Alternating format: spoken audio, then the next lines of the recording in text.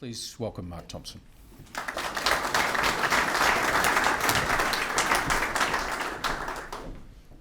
Thanks very much, Peter. I need to begin with some acknowledgements and a disclaimer. First, the acknowledgement. I get the credit for the budget brief, but there's an awful lot of people at ASPI who make very important contributions to it, including the people who listened to me rant for the 2 weeks between when the budget released and when I put the brief out, in the me thinking aloud, trying to work out what the hell's going on. And to all of those people, I acknowledge their effort and their sufferance. And second, the disclaimer, we provide a copy of the budget brief to Defence, and on some issues Defence is kind enough to provide us some guidance and some clarification and help us along the way, but in no way, shape or form is anything I'm about to say reflect the views of the Department of Defence. And in fact, there's a couple of things I will say that they most certainly would disagree with. So let me kick things along. This year's federal budget was dominated by what appeared to be a single-minded focus on the behalf of the government on what it termed budget repair. Yet amid the welfare cuts and tax hikes, Defence did very well.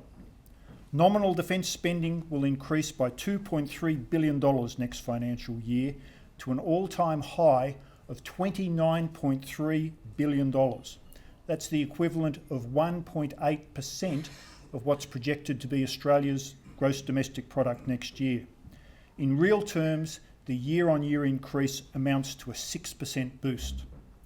The increase would have been larger still, but for additional funding that was provided in the current financial year by both the Gillard and Abbott governments in response to mounting funding pressures within Defence, and in particular in the capital investment program.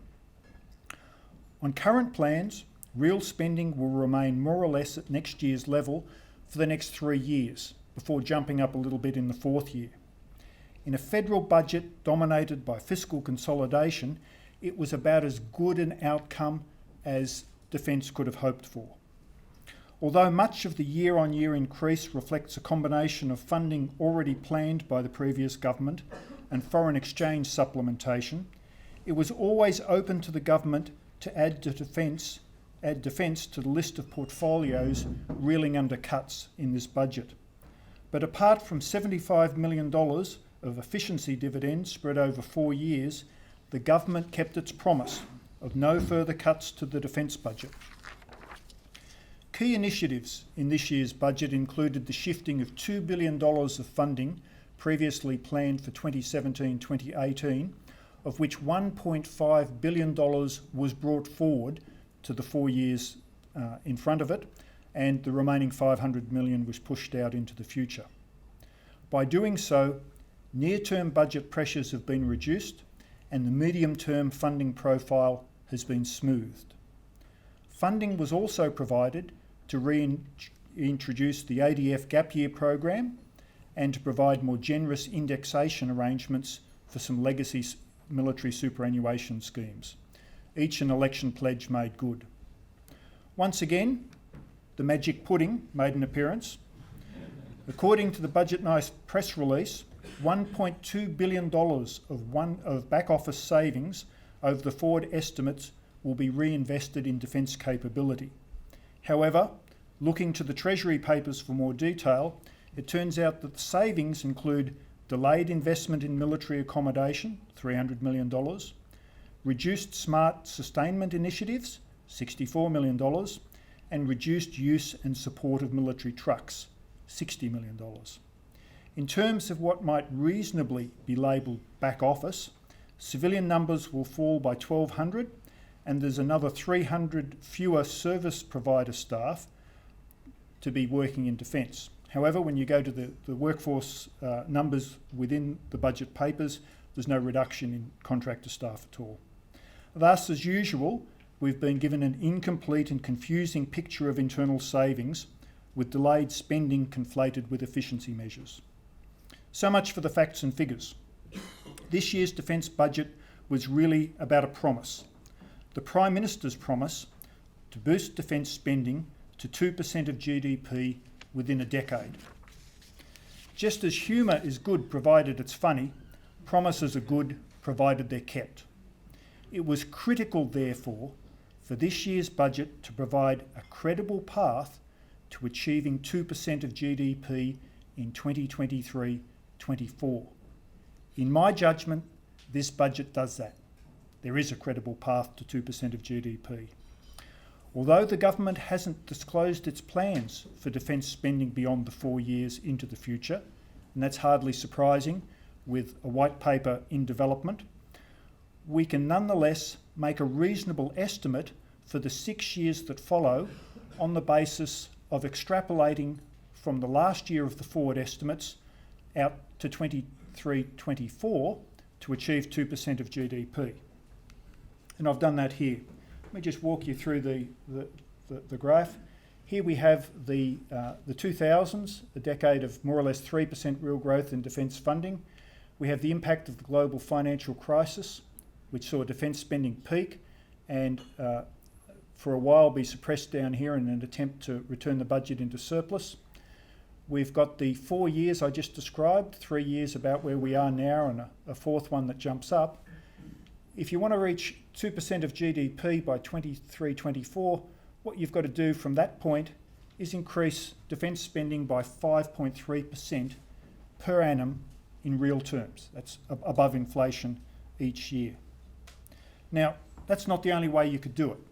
In theory, it would be possible to delay spending increases until the final years of the decade, in effect building a ski jump that took you up to here from somewhere down here. But on past experience, it would simply be impossible for defence and defence industry to absorb such a very rapid increase over a 2 or 3 year period at the end of the decade. With 6 years to reach 2% of GDP, it really is a case of steady as she goes, or it's not going to be possible at all. Compared with the 3% growth of the 2000s, this represents an ambitious ramp up in spending. For those of you who weren't around at the time, back here when we had 3% real growth, on a number of occasions it was necessary for defence to hand money back, both because projects couldn't be initiated quickly enough and because industry could not deliver them quickly enough to consume that 3% growth. So the question is, can this 5%, this 5.3% growth be achieved? Well, I think it's important to note that we've got 3 or 4 years here to plan and to prepare and to work with industry to get projects initiated. Given that, I'd say that it would be learned helplessness to throw up our hands and say that we can't reach 2% of GDP by this path of increasing by 5.3% each year. After all, in 6 years we managed to mobilise, fight and conclude the Second World War. If we can't increase defence spending from 1.75% to 2% over the same period of time, we're not trying. Of course, the government could make the job easier by commencing growth towards the 2% target earlier. For example, here, if they did so, there'd be a more gradual increase, which in some ways would be easier for industry and for defence to absorb, although it would reduce the amount of time we had to prepare.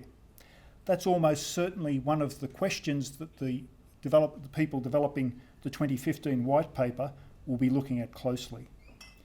In the meantime, there are some serious challenges for defence to surmount over the next few years. To start with, the recovery in defence spending next year will deliver a surge in major equipment investment from around $3.5 billion this year to $6.1 billion next year. That's a massive 67% year-on-year increase in capital investment. Going back to what I said about the 2000s, you would have to say this is a stretch target.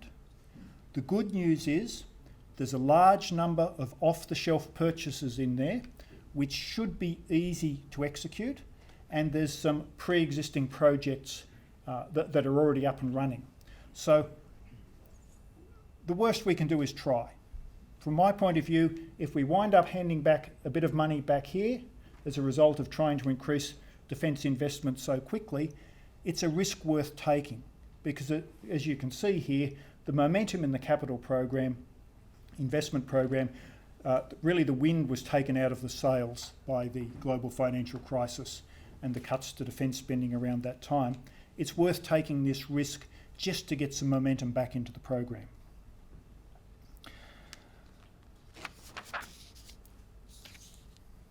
At the same time as Defence is working to get its capital investment program up to the levels that the government is asking of it, it will need to get its workforce numbers into better shape.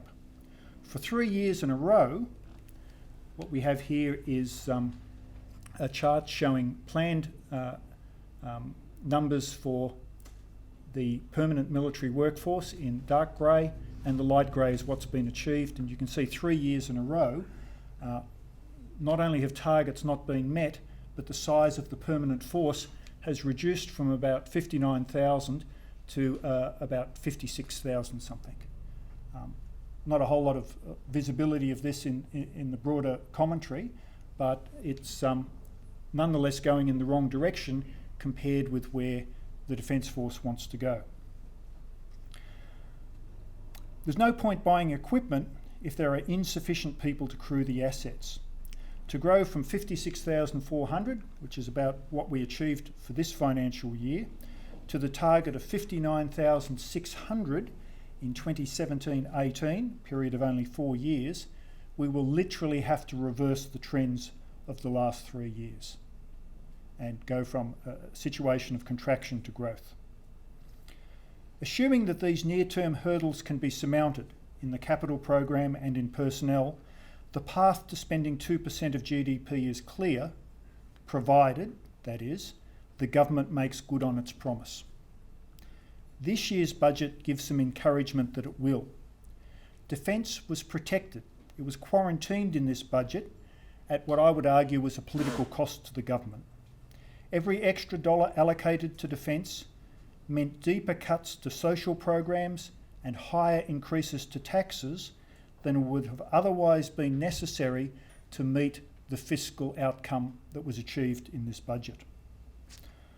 On the other hand, the government also demonstrated its willingness to jettison election commitments in this year's budget in order to meet what it described as its most solemn promise of repairing the overall federal budget situation. On current estimates, a surplus will be in reach as early as 2017-2018, or with a bit of effort and a bit of favourable economic wind, 2016-2017.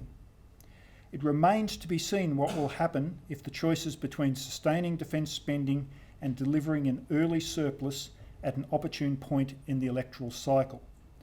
Historically, after the recessions of the 80s, the 90s and the global financial crisis, in each case, pressure was put onto the defence budget, not at the time of the recession most acutely, but when the time came around to go from deficit to surplus.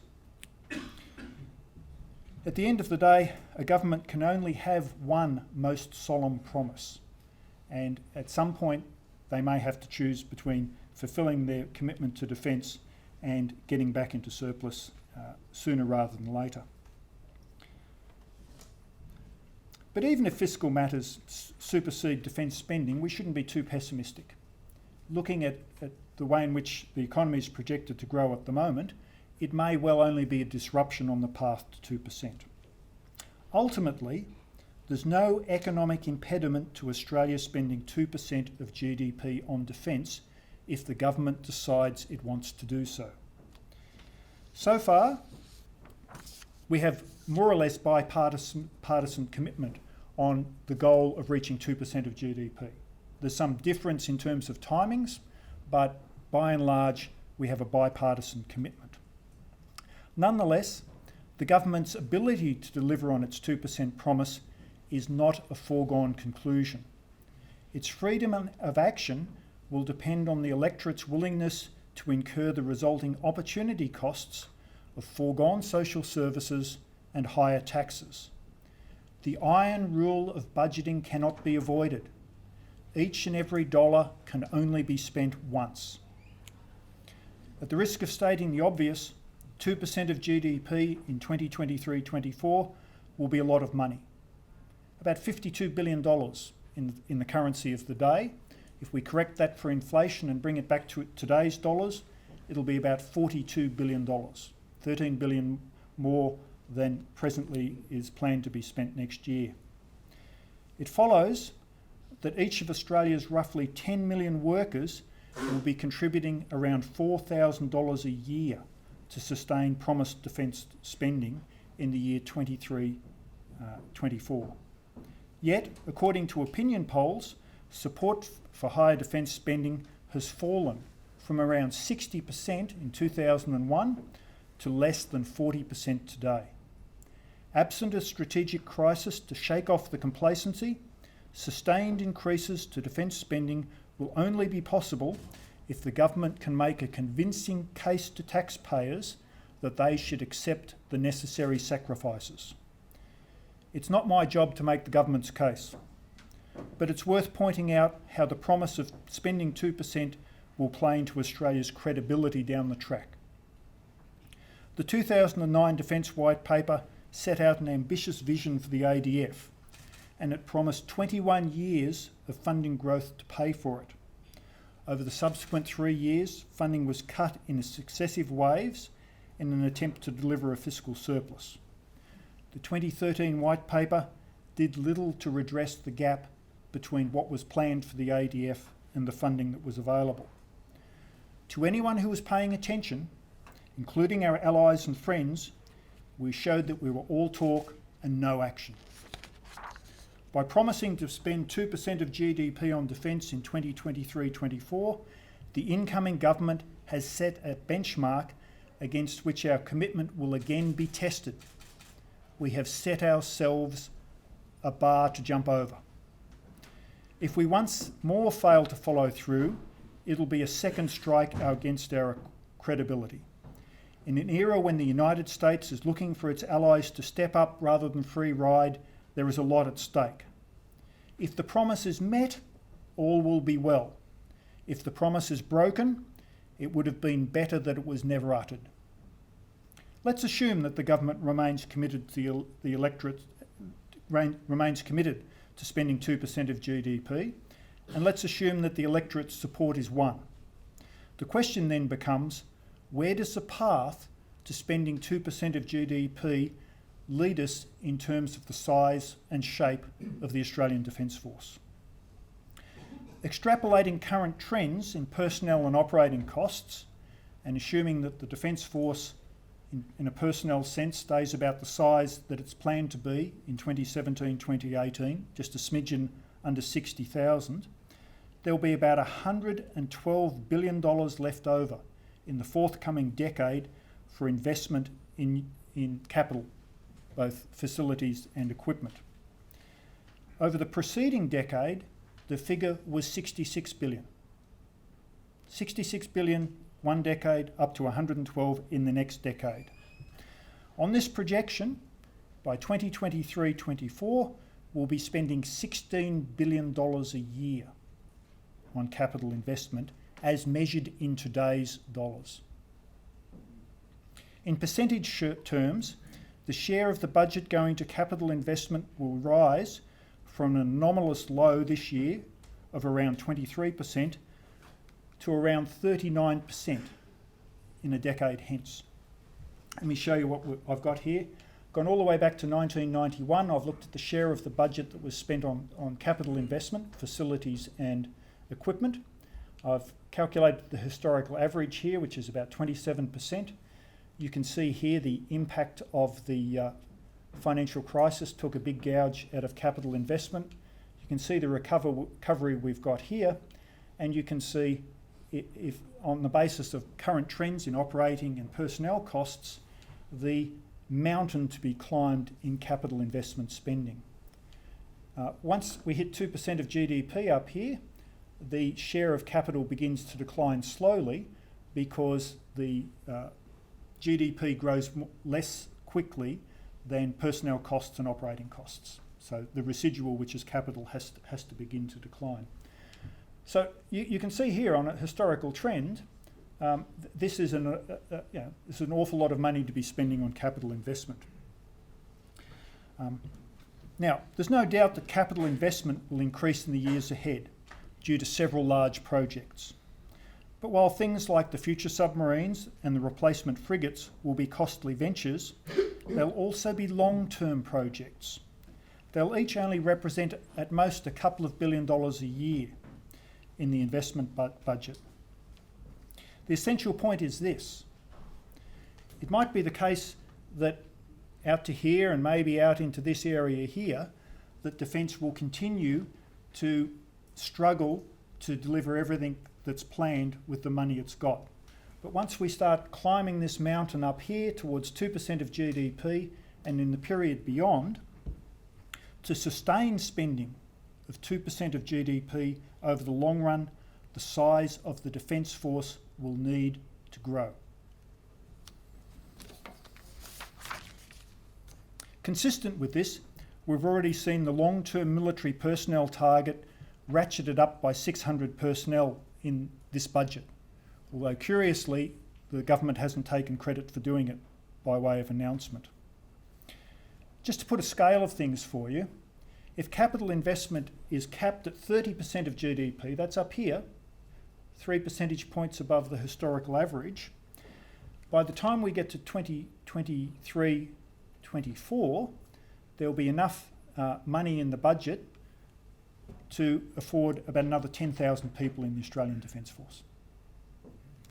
So far, the government has been silent on expanding the force.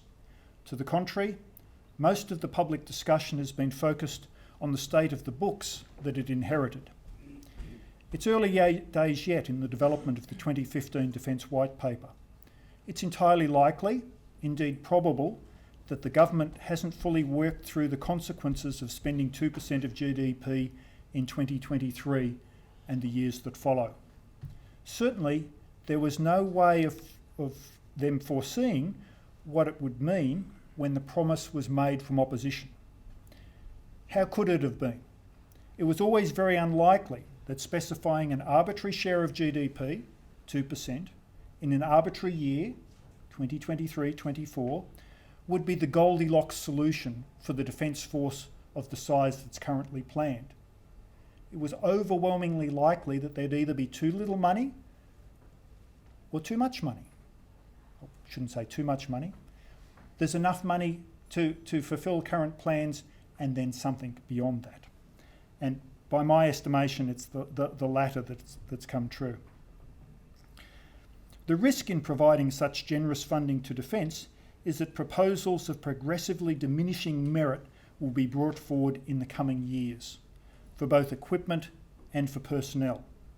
At the same time, defence suppliers will lobby hard for their share of the expanded pie. In a funding regime driven by GDP rather than by balancing costs and benefits, there's no limit on the marginal worth of projects. Projects can cost more than they deliver us in additional security, because that test is never applied in a regime where funding is set by GDP share. The recent proposal to retire the Anzac frigates early to provide work for soon-to-be dormant shipyards, or the equally profligate proposal to build support ships in-country when they can be purchased more cheaply offshore, exemplify the risk of generous funding leading to wasteful spending. By setting generous financial target for defence, the government risks sending the military on a shopping expedition. So how well is defence prepared for the task that lays ahead? The Abbott government went to the 2013 election with a strong agenda for defence reform. Hopefully, the promised first principles review of defence will commence soon. When it does, there'll be a wide range of issues to be examined, from the role of the service chiefs to the status of DMO to the appropriateness of the diarchy. All of the problems that each and every review in the past has grappled with will be grappled with once again. For what it's worth, my instinct is that there's more to be gained from building on the present model than by radically reshaping either defence or DMO. In particular, suggestions to drastically reduce the size of DMO need to be treated with caution, with a mountain of capital investment looming, even if some of this is diverted off to add additional personnel. There will be plenty of work for DMO and for those in defence who plan capability. The surest way to sabotage the path to spending 2% of GDP on defence would be to strip away the people needed to conceive and execute projects. And it should be remembered that we've just gone through a period where we've had a number of reasonably easy projects. I'd hate to say the Joint Strike Fighter was an easy project, especially for those who are involved in it on a day-to-day basis, but ultimately it was an off-the-shelf project where all of the real risks and intricacies were managed by the United States. In the next decade, we're going to begin looking at projects like the replacement submarine and the replacement frigates. And in all likelihood, we're going to be the ones carrying the risk and managing all the details of those projects. You can't do that on a skeleton staff. That's not to suggest that further reform is unwarranted. There are real questions about the accumulation of executive and middle management positions in defence and DMO, as there are across every agency in Canberra. And there are always opportunities to better exploit new technologies and to leverage the capacity of the private sector to more efficiently deliver defence capabilities. But if the government is really serious about reforming defence, they'll have to address the so far untouchable question of Defence's military workforce. There's now more than one officer for every 3 enlisted personnel in the permanent Australian Defence Force. Yet military positions have been strictly quarantined from recent savings measures. If the government wants value for money from defence, it will need to look as closely at its military workforce as it does at its civilian workforce. Let me try and conclude very succinctly. In the present fiscal environment, the budget was unexpectedly favourable for defence. More importantly, the government appears to be serious about increasing defence spending to 2% of GDP within the decade. We could not have asked for a more favourable budget for defence in the current environment than was delivered 2 weeks ago. All that remains is for the 2015 Defence White Paper to explain to us why this is necessary and to tell us what sort of defence force we're going to get as a result. Thank you.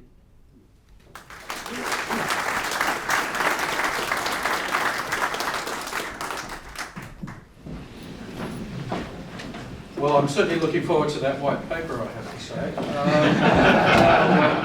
say. Ladies and gentlemen, we've got an unparalleled opportunity to put some questions to Mark, and I would urge you not to lose the opportunity to do that.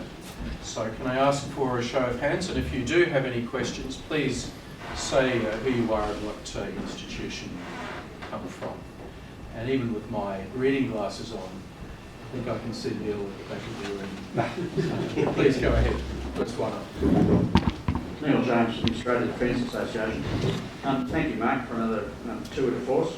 I've read the document and it reads even better than you summarised. Is there not a danger, though, when we use terms like generous and favourable, that people forget that it's entirely consistent with a budget prepared, given that the budget is national investment, that the additional funds to defence are merely repairing the gross neglect that occurred in the 80s and 90s and over the last 5 years? Given that Australia hasn't been taken over in the 80s or the 90s or the 2000s, I think the levels of investment that occurred during those times have been tested and proven to be adequate to the task. I think you know, if looking back at defence spending in the 80s and the 90s, it's very easy to be critical of what at the time were reductions in spending which led to delayed modernisation and reduced readiness of the force. I think the other way to look at that is the governments of the day were engaged in an exercise of risk management, and as it turned out, their risk management was sound in terms of Australia protecting its interests. In terms of words like generous and whatever other charitable expressions I might have used to describe this year's budget, I think it's worth putting it in the context of a budget where the government took some heavy hits in an attempt to achieve fiscal consolidation. And you can't pretend that investment in defence contributes to fiscal consolidation, because it doesn't. It actually adds to the debt. So the government took some on the chin this year, and I think they deserve credit for it. So Mark, is that sort of delta after 2023 the difference between genuine self-reliance? Is that perhaps what those resources enable us to look to, rather than sort of closer dependence on an alliance relationship? No, I think self-reliance is a phrase that emerged back in the 1980s, but the concept was conceived in the 1970s. But I think it's been more honoured in the breach than in reality. The fact is, Australia is critically dependent for just about every major weapons system that it has on overseas suppliers. And for any credible amount of defence spending we might want to pursue, there'll always be a threshold beyond which risks could emerge that we cannot by ourselves deal with. That's true for most countries, except perhaps for the United States, although we've just seen in things like the Ukraine and Syria that even their military capacity can be outstripped by events, and they have to look on and see things that they mightn't want to see happen. I don't think self-reliance. I think self-reliance is affordable on the sort of money we're looking at now, but I don't think it's 2%. No, I don't think so. More questions? Yeah, Brendan. Hi, Mark. Brendan Nicholson from The Australian. A double banger, if I may. Where you're talking about, you made the comment that we hadn't been invaded over the last couple of decades, so that indicated funding was probably appropriate.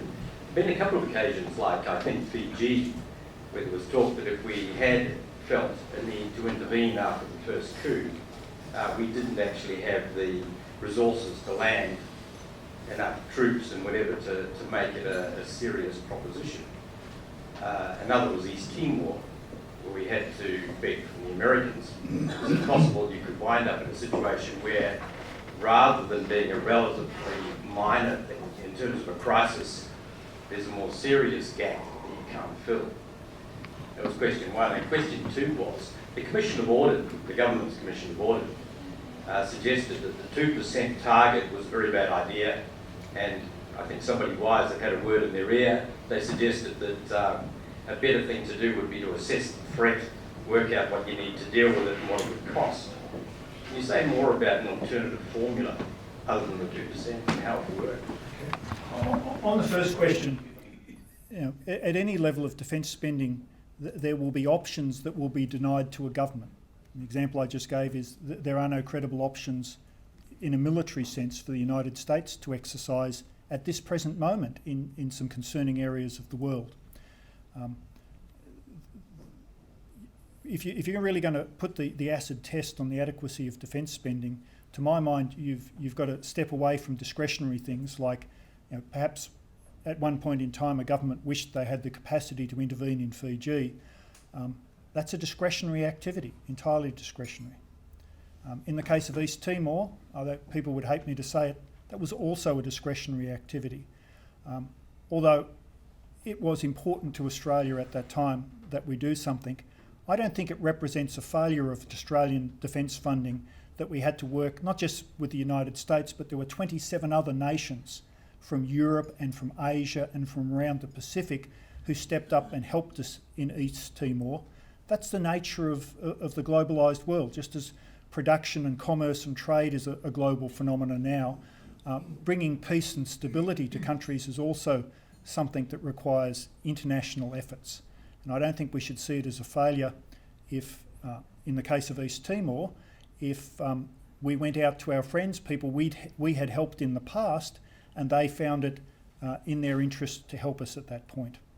And I think in the future we should be trying to forge relationships and partnerships with countries all around the globe where we can, in the future, call upon others to help us with the understanding that when they need help, we will do the same. And the second part of your question was the Commission of Audit. Absolutely, the Commission of Audit got it right.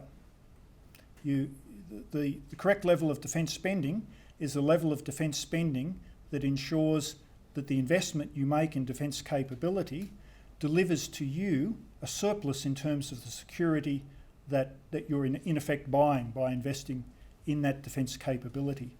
It's entirely possible that a reasoned analysis of the current strategic environment, the emerging strategic environment, which all of you would have seen in recent months is becoming ever more concerning, it may well be that 2.5% or 3% of GDP would be the figure that's necessary. Alternatively, Australia could conceivably adopt a less proactive strategy and run larger risks and spend less on defence than 2%. You really want to have a look at what you're getting for the money you're spending rather than specifying an arbitrary figure.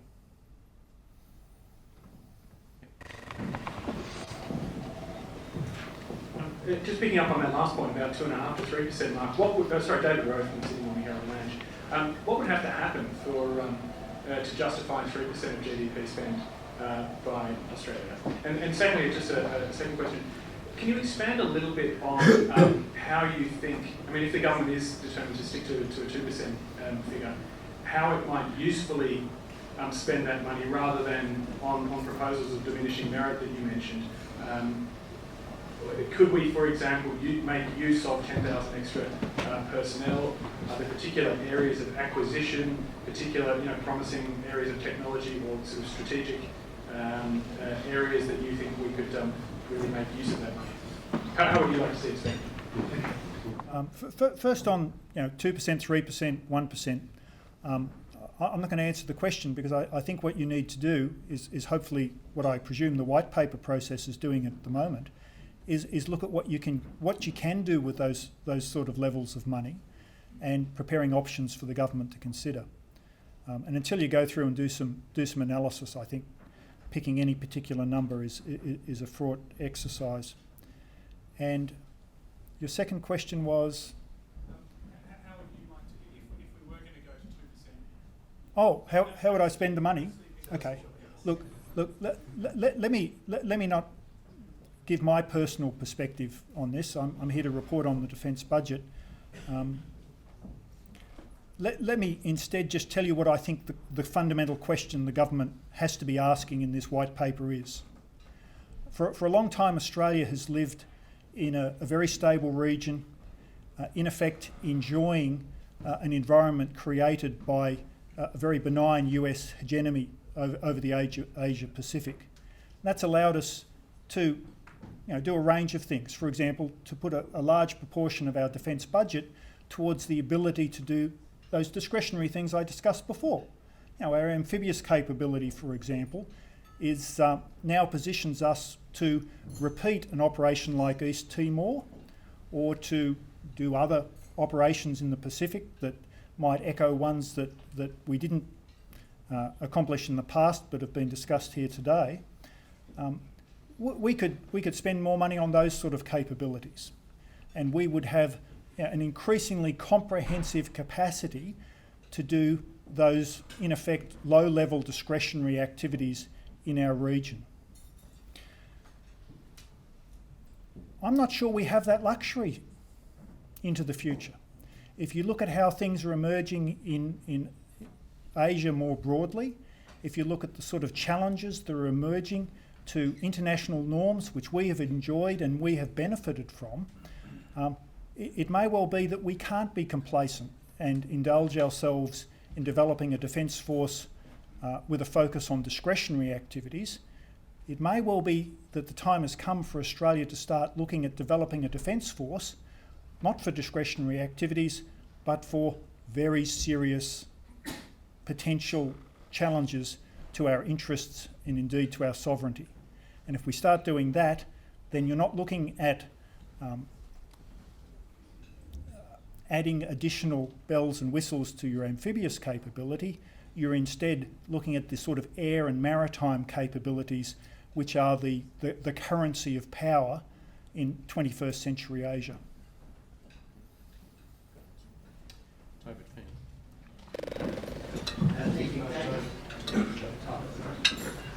David Feeney from Her Majesty's Loyal Opposition. I was just interested in probing a little further your remarks regarding the shipbuilding industry, and you used the word profligate. And I guess it occurs to me that as recent reports, including the ANAO report, revealed, Australia has paid a premium for building ships here in this country.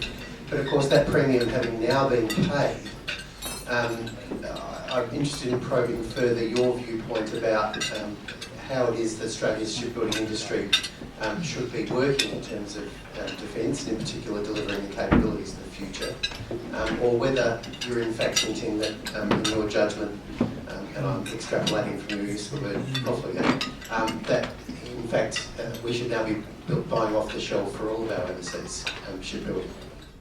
Okay. Lots of questions in there. I think each and every defence acquisition has to be considered in terms of an acquisition strategy in country, out of country, on a case-by-case basis. I think, for example, with the submarines, I think the balance of analysis leads us to build our own submarines, for example. So that's something we have to do. When it comes to frigates, I think there's an argument to be had, and I'd like to think that when the time comes to look at the frigates, that there'll be a real off-the-shelf option considered there. When it comes to support vessels, and like the amphibious vessels we've just had built in Spain, I think it makes eminent sense to leverage other people's economies of scale and to have their shipyards do the heavy lifting, and we do the final fit out here in Australia. So horses for courses approach to that. But let me temper what I just said with reference to my last question.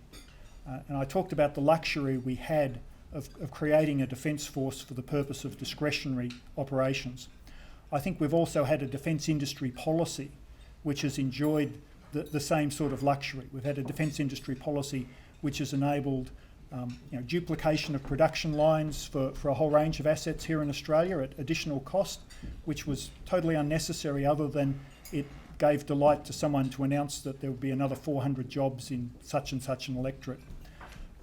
I think, harkening back to my analysis about the changing strategic environment we live in, I don't think we're going to have that luxury to use defence spending as a job creation program as we have in the past. I think we've got to be much more hard-nosed about how we spend the defence dollar.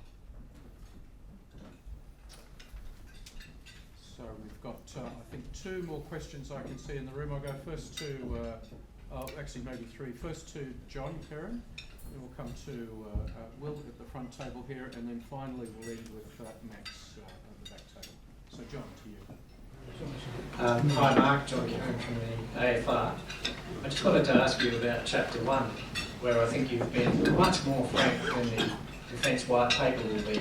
And I just wanted to ask another question about level of defence spending, and you can express it in GDP or whatever terms you choose, but you mentioned the US decanting back to Pearl Harbor if we're not, what can Australia do to help the states remain engaged in the Asia Pacific? And clearly the inference there is we have to have a serious level of defence spending for that to happen. Cheers.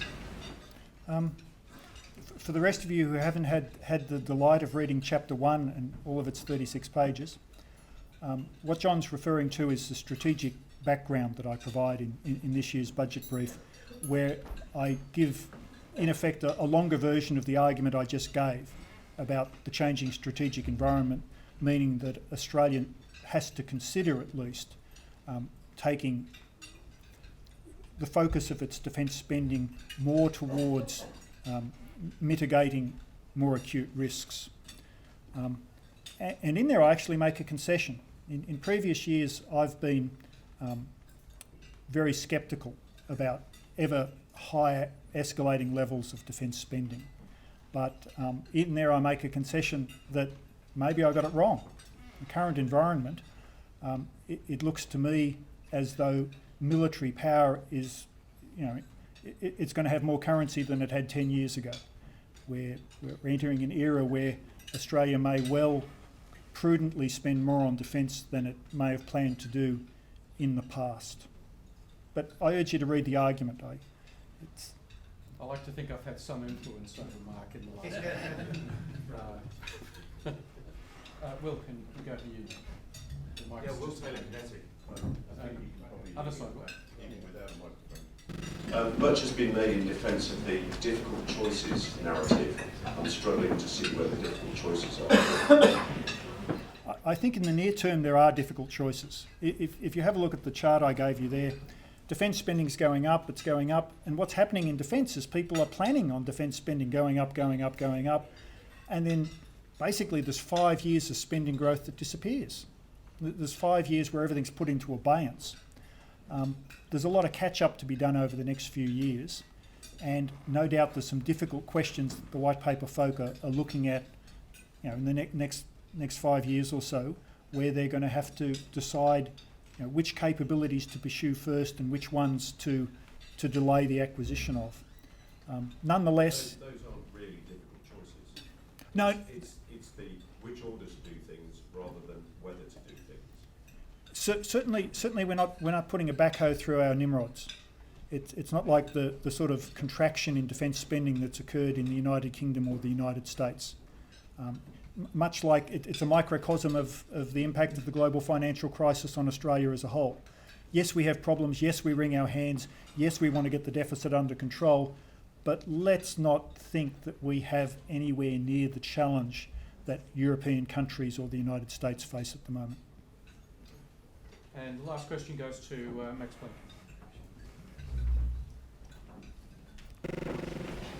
Max Blinken from Australian Associated Press. I want to ask you about one of the signature decisions of the budget, and that was the decision to draw a line under the current military superannuation scheme on the grounds that it just simply costs too much and it's going to add billions and billions of dollars to the unfunded liability for our children to pay. Yet, among the first legislation passed by the new government was carry good on their promise during the election to amend the indexation to a couple of the legacy superannuation schemes which you mentioned.